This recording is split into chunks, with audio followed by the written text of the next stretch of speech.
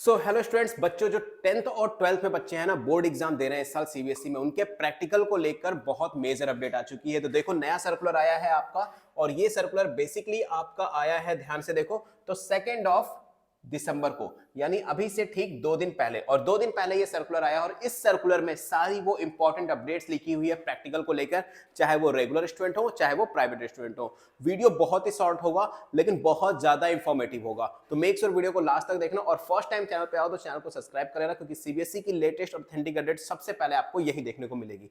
तो चलो आगे बढ़ते हैं, सबसे पहले यहाँ पर समझते हैं। तो पहली चीज मैं आप लोगों को क्लियर कर दूं कि मैं ऑलरेडी ये पूरा का पूरा पीडीएफ पढ़ चुका हूं, सो दैट आप लोगों के लिए बिल्कुल वो चीज बताऊं जो आपके लिए जरूरी है। सबसे पहली बात कि ये जो पीडीएफ है ये आप लोगों के लिए है नहीं, बच्चों के लिए नहीं है, लेकिन इसका इफेक्ट तो आप लोगों पे ही पड़ने वाला है, क्योंकि ये स्कूल को लिखा गया। सीबीएसई ने ये सर्कुलर जो है वो स्कूल वालों के लिए निकाला है।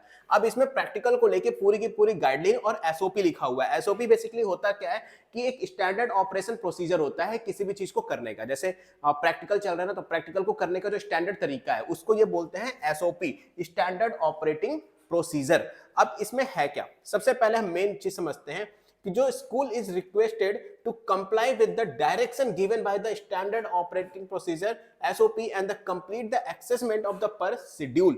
यानी स्कूल से रिक्वेस्ट की जा रही है कि जो शेड्यूल बनाया गया है ना प्रैक्टिकल लेने का, बच्चों का प्रैक्टिकल कंडक्ट कराने का, उससे अलग आप कुछ नहीं करा सकते। जो है सीबीएसई ने जो अप्लाई किया है अब वही कराना है। और प्लस जो नंबर्स है ना, please also ensure that the correct mark are uploaded on the web portal. ये मिस्टेक सीबीएसई से बहुत बार होती है।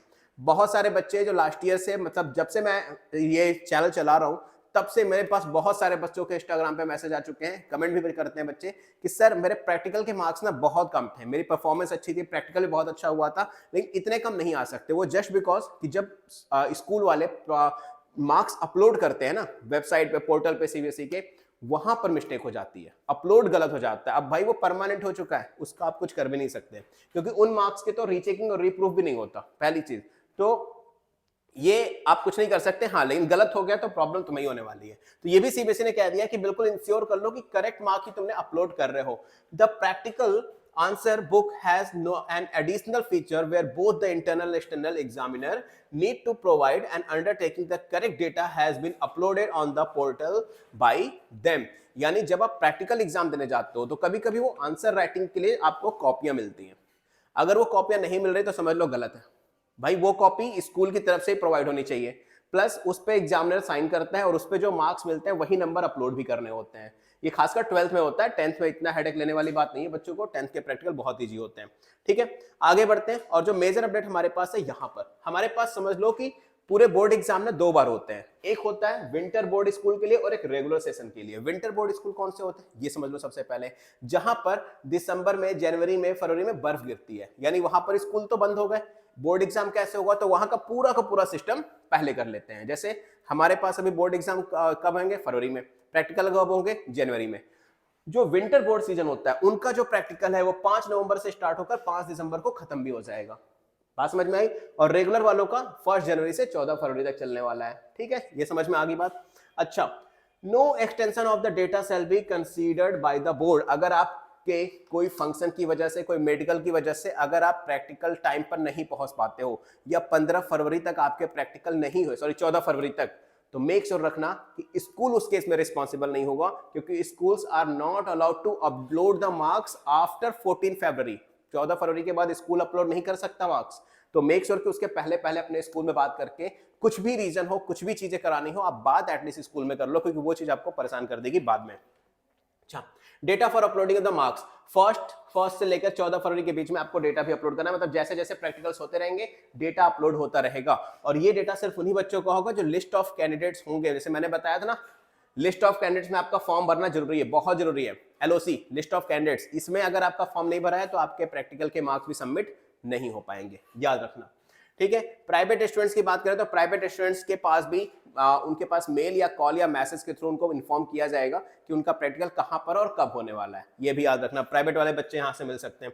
हाँ, प्राइवेट वाले बच्चों को अगर कोई प्रॉब्लम हो कि प्रैक्टिकल कैसे होता है प्राइवेट स्टूडेंट्स का, तो मुझे इंस्टाग्राम पे मैसेज कर देना या इसी वीडियो के नीचे कमेंट कर देना, सो दैट मुझे पता चल जाएगा कि तुम्हें जानना है। मैं एक डिटेल वीडियो बना दूंगा उस चीज पर। ठीक है, आगे बढ़ते हैं। चलो आगे की एक इन्फॉर्मेशन बहुत इंपॉर्टेंट है कि हमारा जो 10th क्लास है ना, 10th क्लास में कोई भी एक्सटर्नल अपॉइंट नहीं किया जाएगा फॉर द बोर्ड एग्जाम, लेकिन हाँ वही क्लास 12th में कंफर्म है कि अपॉइंट किया जाएगा, एक एक्सटर्नल एग्जामिनर अपॉइंट किया जाएगा और इसकी अपॉइंटमेंट सीबीएसई ही करता है। ठीक है, तो बस यही सारी चीजें इंपॉर्टेंट थी, इसके अलावा कुछ खास आपके लिए इंपॉर्टेंट नहीं है इस सर्कुलर में। बस मेक श्योर बच्चों यही एक जरूरी चीज है कि आप जो भी प्रैक्टिकल फाइल्स वगैरह बना रहे हो ना, वो बहुत अच्छे से बनाओ, चीजों को याद करो, समझो उस चीज को।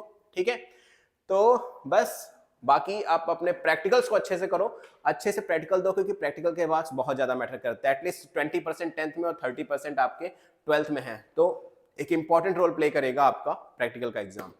मीनवाइल जितनी भी इंफॉर्मेशन थी मैंने दे दी। मैं वीडियो रेगुलर नहीं बना सकता क्योंकि रेगुलर कोई ऐसी अपडेट नहीं होती जो आपके लिए जरूरी हो, तो मेक श्योर चैनल को सब्सक्राइब कर लेना। जैसे ही कोई नई अपडेट आएगी मैं आपके लिए डेफिनेटली वीडियोस बना दूंगा। और आप मेरा जो दूसरा चैनल है ना, इनफैलिबल स्टडी, जिसका लिंक डिस्क्रिप्शन बॉक्स में गिवन है, उस चैनल पे जाओ, आपको बहुत अमेजिंग स्टडी मटेरियल्स मिलेंगे और कंफर्म पेपर भी मिलेगा कि 60% का पेपर आपको यही पीडीएफ से मिल जाएगा, कंफर्म गारंटी के साथ। एनसीईआरटी के कौन से क्वेश्चन इंपॉर्टेंट हैं, साइंस के वन शॉट आपको देखने को वहां मिल जाएंगे। तो मेक श्योर बहुत अच्छी अच्छी चीजें वहां पर हैं, तो जाओ के सब्सक्राइब कर लो चैनल को। एंड मिलते हैं नेक्स्ट वीडियो में। Till then good luck and don't forget to like share and subscribe. And मेरे इंस्टाग्राम पे मुझे फॉलो जरूर कर लेना। मेरा इंस्टाग्राम अकाउंट है, आप ध्यान से बिल्कुल नोट कर लो और फॉलो कर लेना, क्योंकि आप वहां पर मुझे डीएम भी कर सकते हो। सो मेरा इंस्टाग्राम अकाउंट है SURYA0315। मेक श्योर फॉलो करना, फॉलो करके कोई भी प्रॉब्लम हो तो सीधा मुझे डीएम या फिर मैसेज कर देना। ठीक है, मिलते हैं नेक्स्ट वीडियो में। Good luck.